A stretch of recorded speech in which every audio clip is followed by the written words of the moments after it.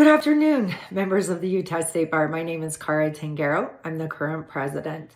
For this video message this month, I am being reflective as a 51-year-old attorney who's practiced since 2001.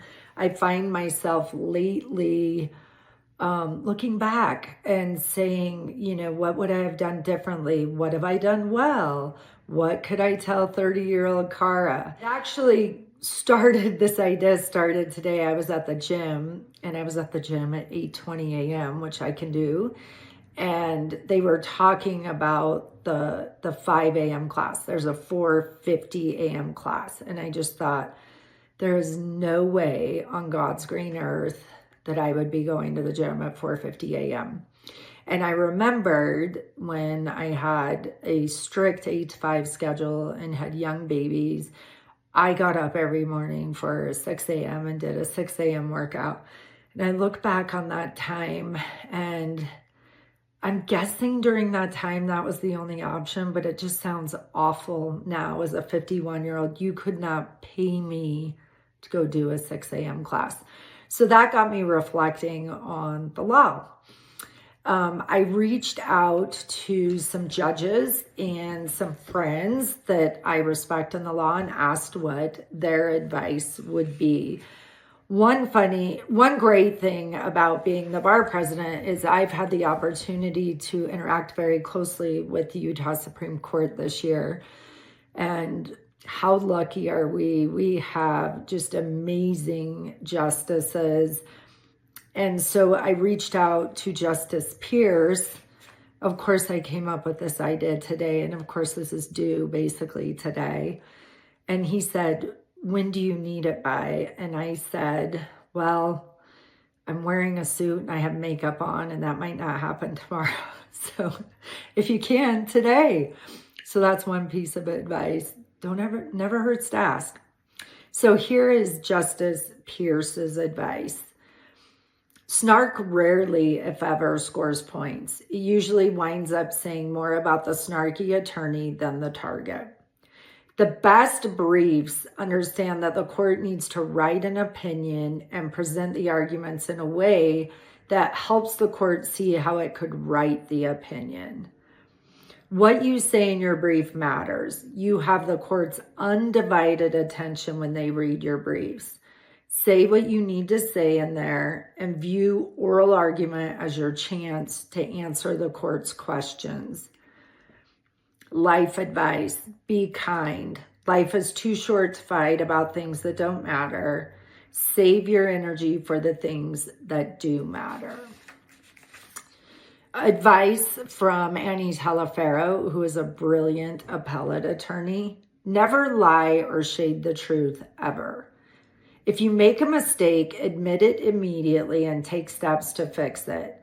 Everybody makes mistakes. Everybody understands making mistakes. Where you get into trouble is the cover-up. From Jess Kauser, who is a brilliant family law attorney and owns her own firm: your reputation is a long game. When another attorney, court, or client treats you poorly, hold your head high and maintain composure. Do not give in to emotion. Resist the temptation to snap back, sling mud, or throw shade. We included some generational differences in that.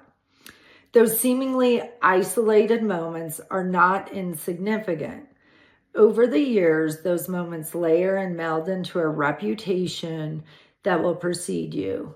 People will approach you, interact with you, and trust you or not trust you based on the interactions and dealings you had with the people who came before them. Danielle Hawks, who is the owner of Hawks Quam and also a brilliant family law attorney: focus on one area and specialize. Study it inside and out and get excellent mentorship. Take the time to cultivate friendships and family relationships. You are going to need them to be a good lawyer. This is from a judge in Ogden. Advice: you will never know everything about the law. So just accept that and embrace that. That will save you so much self-doubt. I think my advice in looking back is similar to what we're hearing from all these people. Your colleagues, Utah is a very small legal market. If you do these things when you're younger, they can come back to bite you in the future. I know in particular people who have acted poorly and then 10 years down the road want to become judges, and other people send out the information that they've been unethical or not civil or not professional. This can be an amazing career, but it is stressful. It can be overwhelming. Many of us have imposter syndrome. So look at ways that you can be a lawyer, be a kind person, have a balanced life, and whatever that looks like for you, pursue that. I think one thing I would do differently is create more boundaries. I am very much tied to my cell phone and client contact and client communication. I am getting better at that as I age, but I wish I would have done that sooner. One last thing I'm going to tell you is that federal district judges and magistrates appeared at our spring convention, and they gave us their favorite books right now or favorite books of all time. Judge Pede, The Road to Character, The Name of the Rose. Judge Shelby, From Strength to Strength. Judge Bennett, Crucial Conversations. Judge McKiff Allen, Endurance. I don't know if I'm supposed to know how to say this name, but Shackleton's Incredible Voyage. And Judge Kohler noted he had kids at that stage in life where learning finances were important. So his suggestion was The Wealthy Barber. I wish you all well. Spring is here. Hopefully we're going to get warm weather and continue to go out there and kick butt.